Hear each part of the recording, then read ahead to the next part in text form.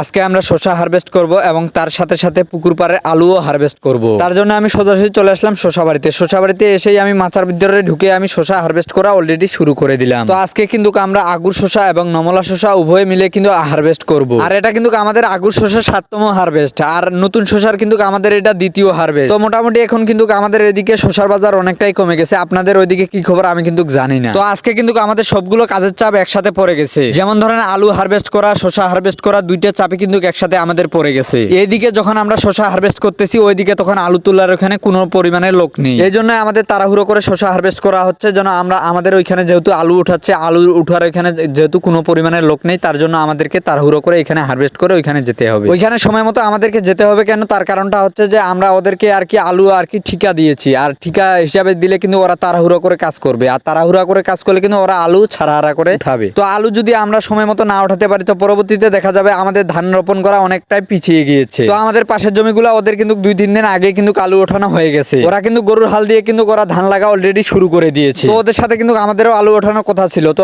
আমাদের 2-3 দিন কাজের চাপের কারণে কিন্তু আমরা আলু ওঠাতে পারি নাই। তো এখন যদি আমরা আলুগুলো তাড়াহুড়া করে না ওঠাই, পরবর্তীতে দেখা যাবে যে আমাদের ধান গাড়া তো এমনিতেই পিছিয়ে গিয়েছে, আরো অলরেডি পিছিয়ে যাবে।